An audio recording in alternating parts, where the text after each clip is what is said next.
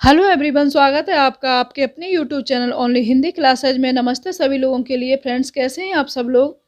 Friends, आज का हमारा टॉपिक है औरंगज़ेब। तो जैसा पूर्व क्लासों की भांति हम पहले तो देखेंगे इसके जो महत्वपूर्ण पॉइंट हैं, उसके बाद देखेंगे क्वेश्चन। और फ्रेंड्स, जीएस में ही संविधान के भी कुछ क्वेश्चन होंगे साथ ही, ताकि हमारे जो टॉपिक है वो आसानी से हम कर सकें। तो फ्रेंड्स, शुरू करते हैं। औरंगज़ेब। मुगल गद्दी पर शाहजहां का उत्तराधिकारी औरंगज़ेब हुआ। यहाँ से औरंगजेब है। नेक्स्ट, मुगल बादशाह औरंगजेब का राज्याभिषेक 2 बार हुआ था। उसका पहला राज्याभिषेक दिल्ली में 21 जुलाई 1658 को हुआ था। दूसरा, उसका दूसरा राज्याभिषेक दिल्ली में ही 5 जून 1659 ईस्वी को हुआ था। दोनों ही दिल्ली में हुए थे, मगर पहला हुआ था 21 जुलाई 1658 को और उसका दूसरा हुआ था 5 जून को 1659 ईस्वी को हुआ था। नेक्स्ट,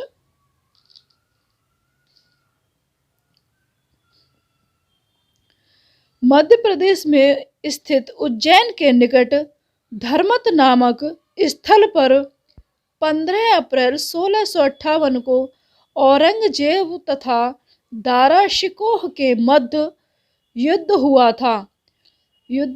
औरंगजेब और दारा शिकोह के मध्य प्रदेश में स्थित उज्जैन के निकट, उज्जैन के पास धर्मत नामक एक स्थल है। वहां पर 15 अप्रैल 1658 को औरंगजेब तथा दारा शिकोह के मध्य युद्ध हुआ था। नेक्स्ट है सामूगढ़ का युद्ध 29 मई 1658 को औरंगजेब और मुराद की संयुक्त सेनाओं एवं दारा शिकोह के मध्य हुआ था, जिसमें दारा शिकोह पराजित हुआ। अगला पॉइंट है, औरंगजेब के पुत्र मोहम्मद अकबर ने 1681 ईस्वी में विद्रोह करके राजपूतों के विरुद्ध अपने पिता की स्थिति दुर्बल कर दी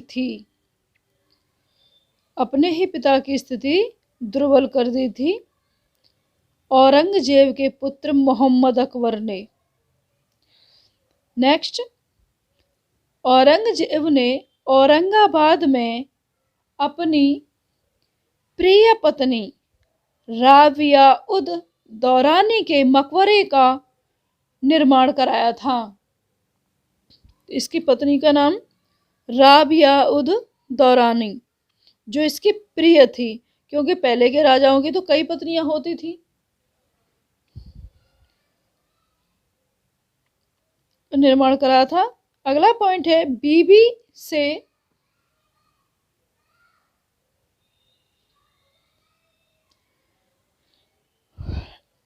इसे बीबी का मकबरा भी कहा जाता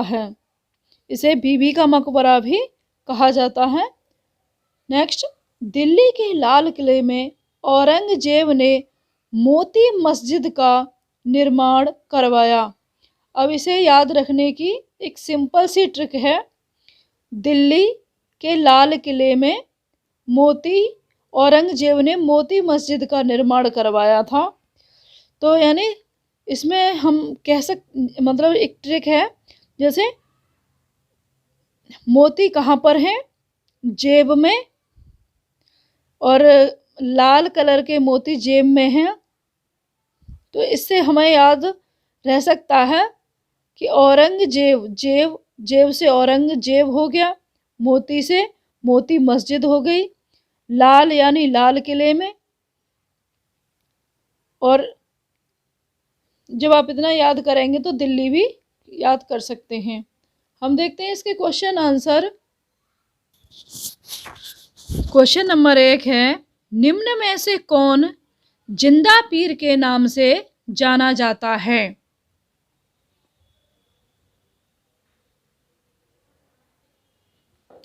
क्वेश्चन नंबर 1, निम्न में से कौन जिंदा पीर के नाम से जाना जाता है?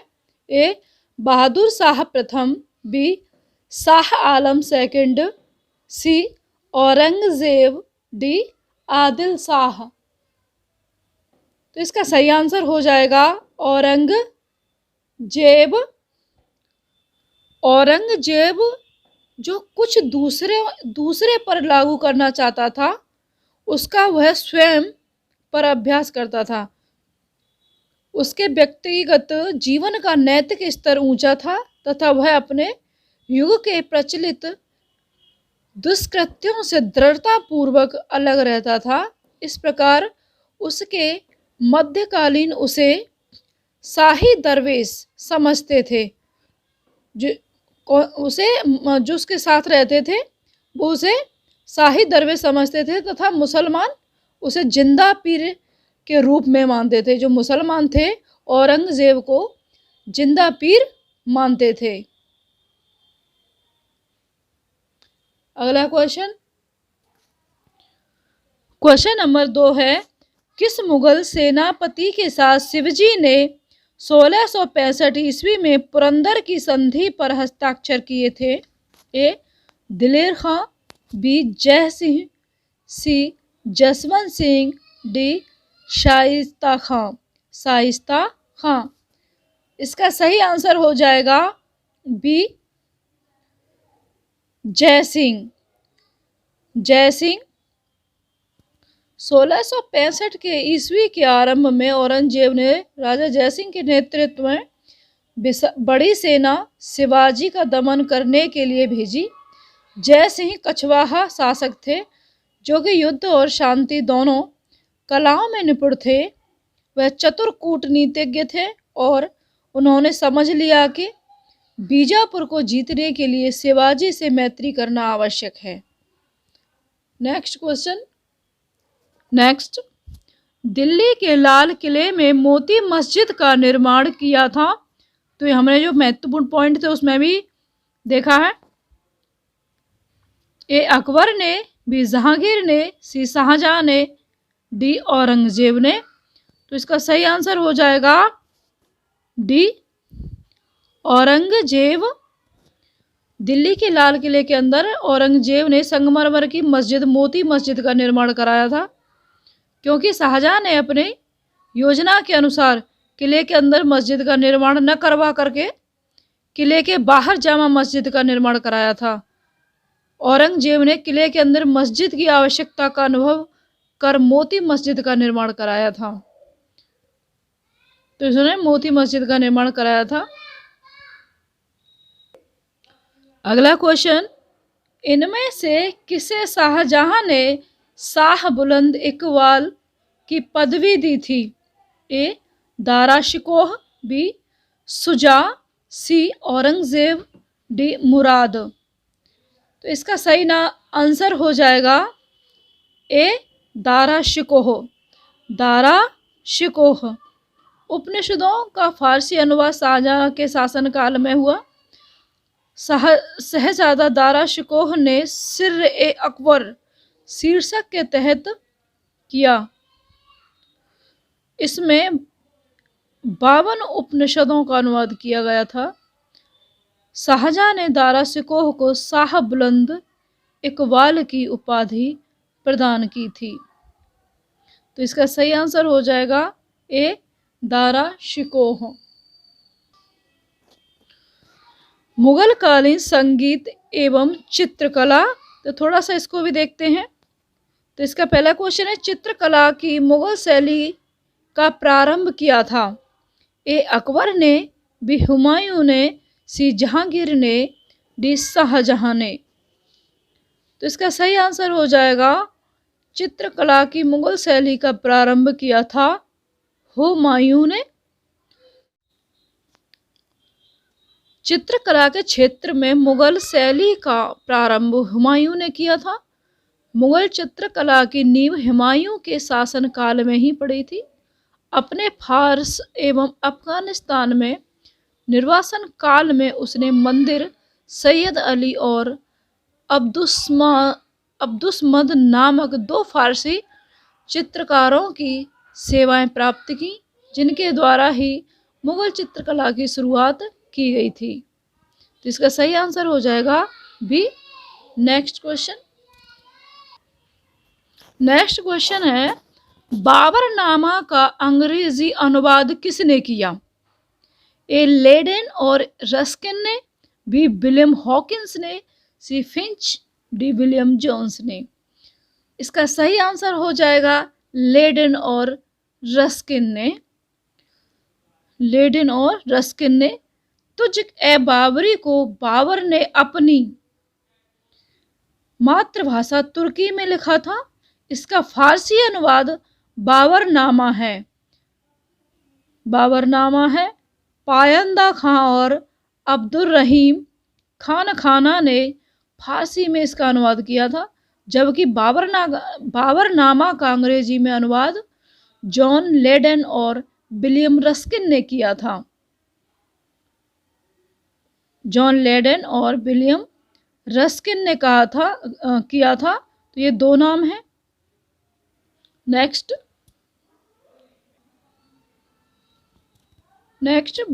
महाभारत के फारसी अनुवाद का शीर्षक है ए अनवार ए सुहेली, बी रज्मनामा, सी हस्त बहिस्त, डी अयार दानिश। तो इसका सही आंसर हो जाएगा बी रज्मनामा अकबर के आदेश से महाभारत के विभिन्न भागों का रज्मनामा नाम से फारसी में अनुवाद फैजी के निर्देशन में नकीब खां बदायूनी तथा फैजी आदि विभिन्न विद्वानों ने सम्मिलित प्रयत्नों से किया गया था। इसके अतिरिक्त बदायूनी ने रामायण का, फैजी ने लीलावती का तथा अबुल फजल ने कालियादमन का फारसी में अनुवाद किया था। तो इसका सही आंसर बी हो जाएगा। नेक्स्ट, निम्नलिखित में से किसने महाभारत का फारसी में अनुवाद किया था? तो इसका सही आंसर हो जाएगा ए अब्दुल कादिर बदायूनी।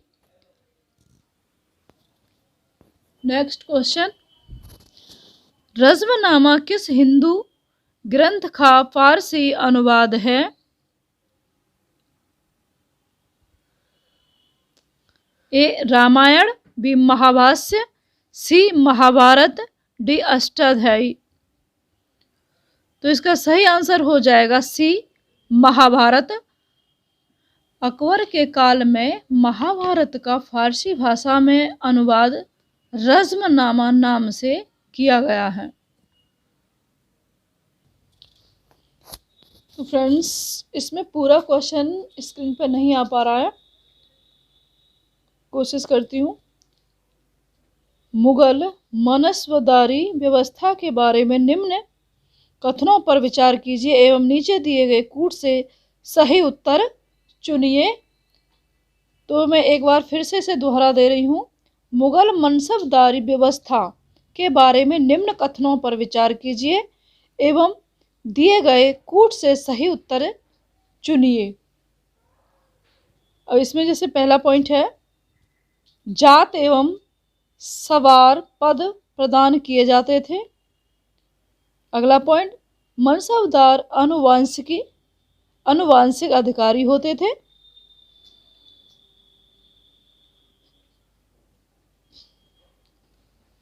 मनसबदारों के 3 वर्ग थे। अगला पॉइंट है, दीवान कार्यालय द्वारा इनको वेतन दिया जाता था। तो इसका सही आंसर हो जाएगा, आंसर मैं दिखा दे रही हूँ, डी आंसर इसका सही हो जाएगा। केवल एक और तीन, केवल एक और तीन जात एवं सवार पद प्रदान किए जाते थे, पहला। और तीसरा, मनसबदारों के तीन वर्ग थे।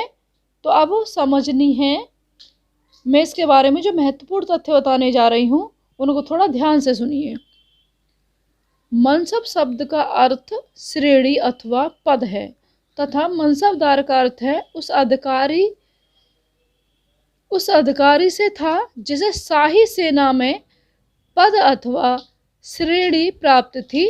अकबर की मनसबदारी व्यवस्था दशमलव प्रणाली पर आधारित थी।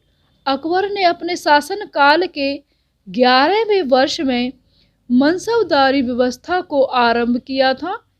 इसके तहत जात व सवार पद प्रदान किए जाते थे। डॉक्टर ए एल श्रीवास्तव के अनुसार जात का पद हाथी, घोड़े आदि सभी की संख्या का घोतक था, जबकि सवार का पद केवल घुड़सवारों की संख्या को निश्चित करता था। सवार से भी समझ सकते हैं, सवार जो घोड़े पर सवार हो जाता है, निश्चित था। मनसबदारों के तीन वर्ग थे, जिनमें प्रथम श्रेणी के अंतर्गत वे आते थे जो निर्धारित मनसब की संख्या के बराबर सवार रहते थे।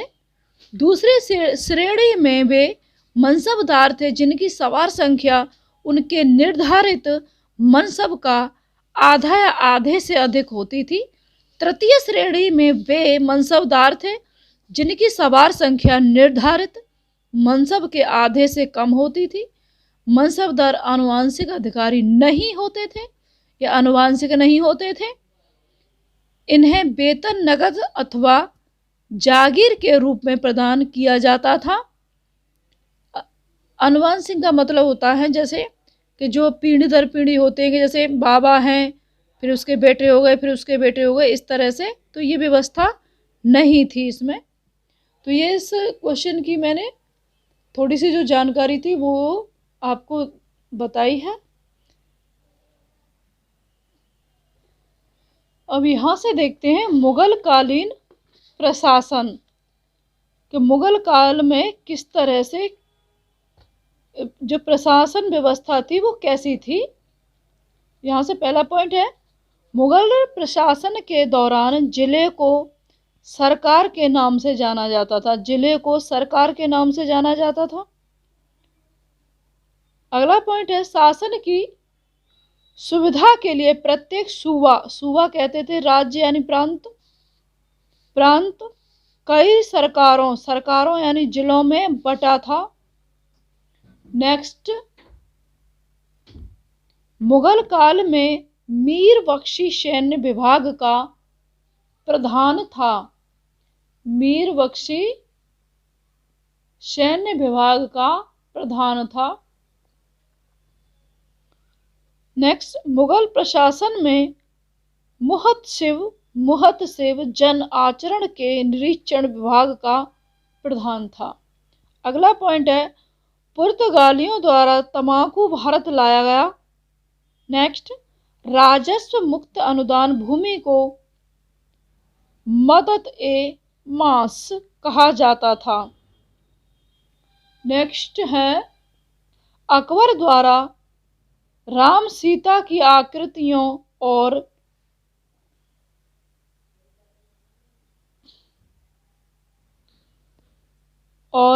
रामसिंह देवनागरी लेख से युक्त सिक्के चलाए गए थे।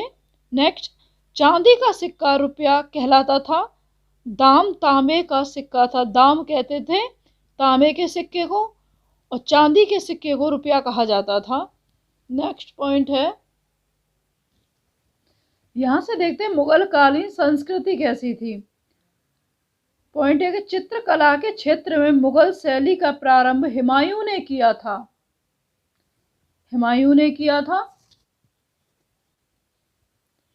अगला पॉइंट है, इसमें सर्वप्रथम दास्तान ए अमीर हमजा है। नेक्स्ट, जहांगीर के दरबार के सुप्रसिद्ध चित्रकारों में अबुल हसन, यानी एक और नाम है जैसे नादिर उद जमा की इनको उपाधि मिली हुई थी, तो ये कोष्टक में दिया है।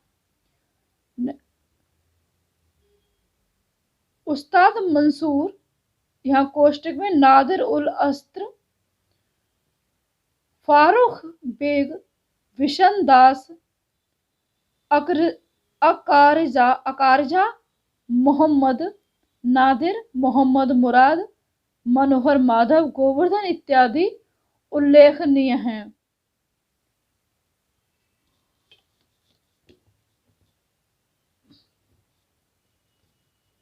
फिर से एक बार,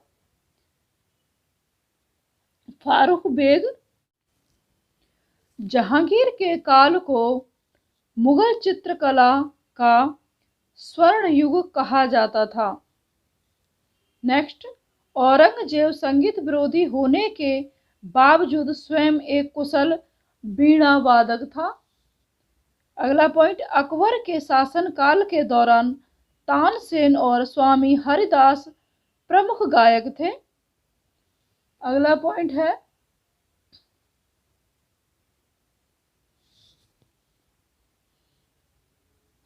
अकबर ने तानसेन को कंठाभरण वाणी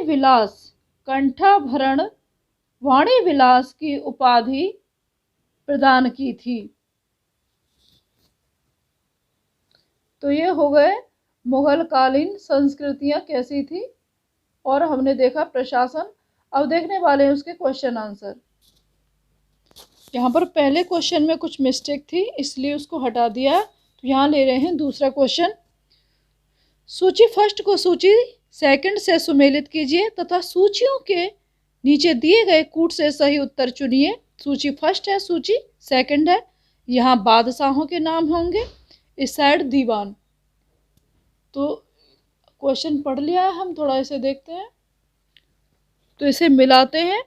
ए का होगा हमारा तीसरा अकबर, मुजफ्फर खान। बी का होगा पहला जहांगीर, ग्यास बेग। सी का होगा चौथा शाहजहां, सादुल्ला खान। डी का होगा दूसरा औरंगजेब, असद खान। तो इसका सही आंसर हो जाएगा डी। नेक्स्ट क्वेश्चन, निम्नलिखित घटनाओं पर विचार कीजिए और इन्हें काल क्रमानुसार व्यवस्थित कीजिए। एक, कन्नौज का युद्ध। सेकंड है चौसा का युद्ध। तीसरा है तालीकोटा का युद्ध। चौथा खानवा का युद्ध। नीचे दिए गए कूट से सही उत्तर का चयन कीजिए।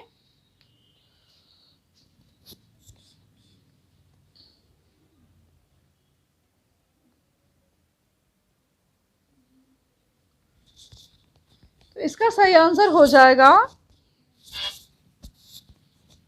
सबसे पहले ये होगा एक, फिर सेकंड पे आएगा 2, 3 और लास्ट में होगा ये 1। तो यहाँ पर सबसे पहले है,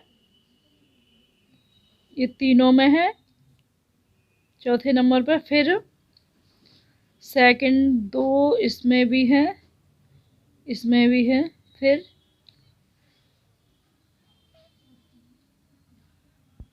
3 इसमें है। फर्स्ट करते हैं इसे। तो इसमें ये फर्स्ट नंबर पे है चौथा, दूसरे नंबर पे दूसरा है, तीसरे नंबर पर फर्स्ट है, फर्स्ट वाला तीसरे पर, ये है चौथे पर। तो इसका सही आंसर हो जाएगा A, next question number 4, Dara Shikoh को किस स्थान पर दफनाया गया था? A Delhi, B Agra, C Aurangabad, D Lahore.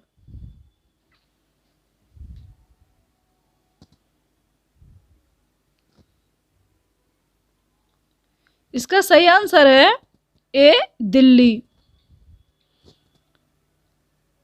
Dara Shikoh को मलिक जीवन नामक बलूची सरदार ने औरंगजेब के सरदारों को सौंप दिया। औरंगजेब द्वारा नियुक्त विशेष न्याय समिति ने दारा को बेधर्मी घोषित किया और मृत्यु दंड की आज्ञा दी। 1659 ईस्वी में दारा का सिर काट दिया गया। इटालियन इतिहासकार निकोलो मनुची अपनी पुस्तक स्टोरिया द मोगेर में लिखते हैं कि दारा का सिर ताजमहल आगरा में दफनाया गया,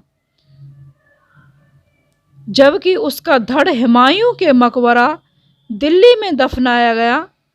दारा की कब्र हुमायूं के मकबरे में बनी है। तो ये इस क्वेश्चन का आंसर है दिल्ली, और ये इसके बारे में कुछ जानकारी थी।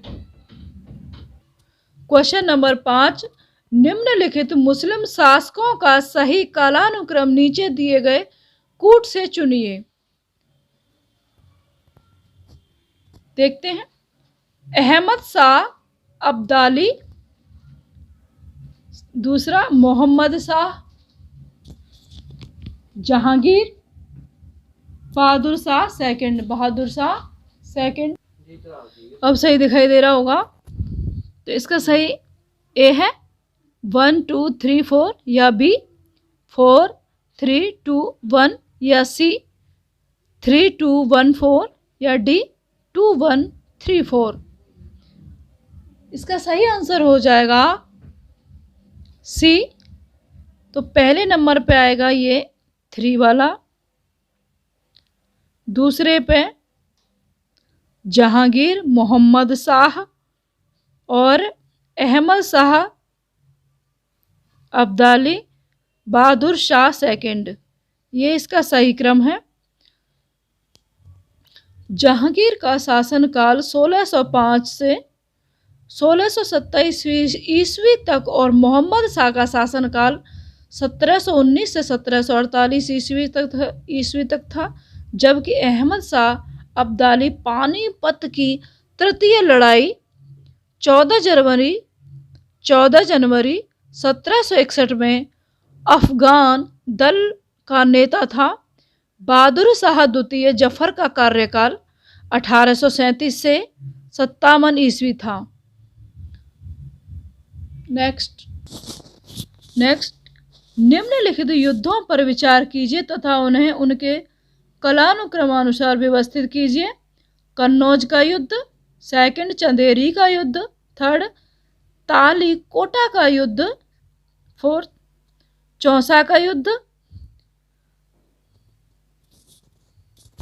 अब नीचे दिए गए हैं इसके कूट, तो इनको सही क्रम में निश्चित करना है। तो यहाँ मैं आपको दिखा दे रही हूँ, ये है इस तरह से।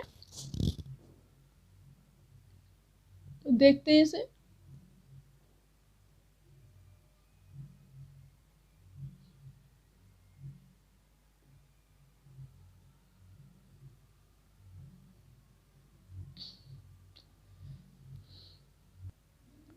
तो यहाँ पर होगा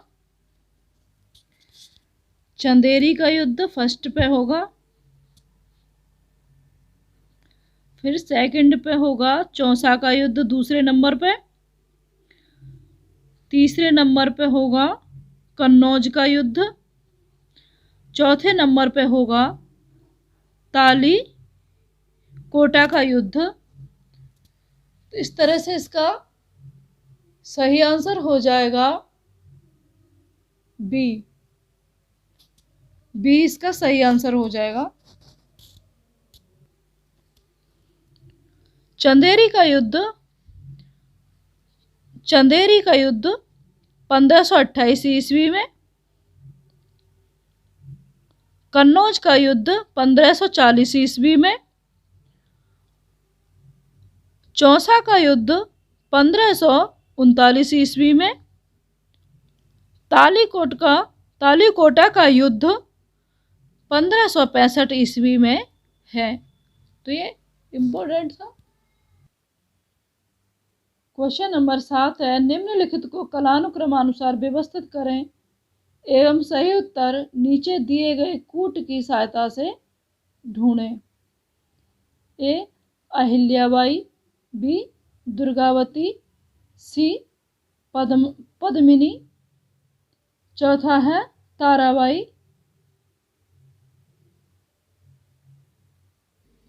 तो यहाँ पहले नंबर पे होगी पद्मिनी, दूसरे पे दुर्गावती, तीसरे पे ताराबाई, चौथे पर होगी अहिल्याबाई। तो इसका सही आंसर हो जाएगा बी, पद्मिनी राणा रतन सिंह की पत्नी थी। पद्मिनी राणा रतन सिंह की पत्नी थी।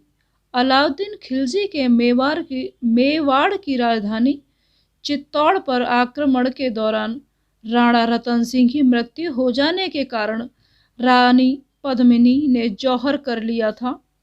जौहर का मतलब है कि सारी महिलाएं एक साथ, वहाँ कोई कुंड था उसमें उन्होंने आत्मदाह कर लिया था, तो जौहर कर लिया, पद्मिनी ने जौहर कर लिया था।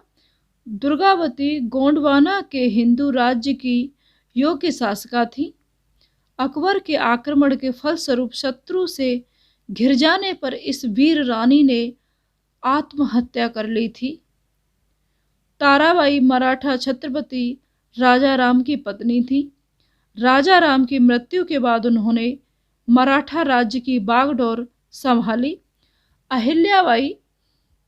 अहिल्याबाई मराठों को होलकर वंश की शासिका थी। मराठों के होलकर वंश की शासिका थी। होलकर वंश इंदौर पर काबिज था, अतः इसका अभीष्ट उत्तर भी हो जाएगा। नेक्स्ट 8वें क्वेश्चन में कुछ मिस्टेक है, इसलिए उसे भी छोड़ दिया है। अगला क्वेश्चन है 9, सूची फर्स्ट को सूची सेकंड से सुमेलित कीजिए तथा सूचियों के नीचे दिए गए कूट से सही उत्तर का चयन कीजिए। इधर सूची फर्स्ट है, इधर सूची सेकंड है। बाबर, जामा मस्जिद यानी संभल,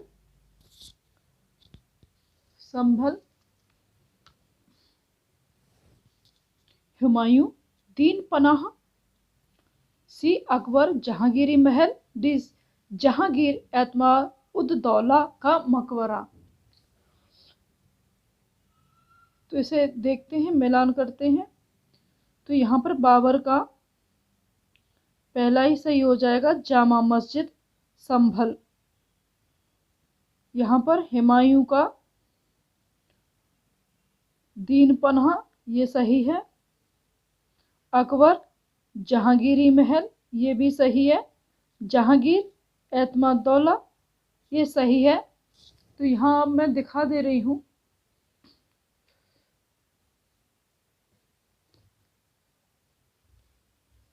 तो इसका पहला आंसर सही हो जाएगा ए आंसर इसका सही हो जाएगा। क्वेश्चन नंबर 10 है, निम्नलिखित में से कौन मुगल काल में राजा बनाने वाले थे। निम्नलिखित में से कौन मुगल काल में राजा बनाने वाले थे। ए हुसैन अली और अब्दुल्ला, बी नासिर खान और जकारिया खान, सी शाह हुसैन और अब्दुल हुसैन, डी मोहम्मद जमी और मोहम्मद जुनैदी। तो इसका सही आंसर हो जाएगा ए हुसैन अली और अब्दुल्ला।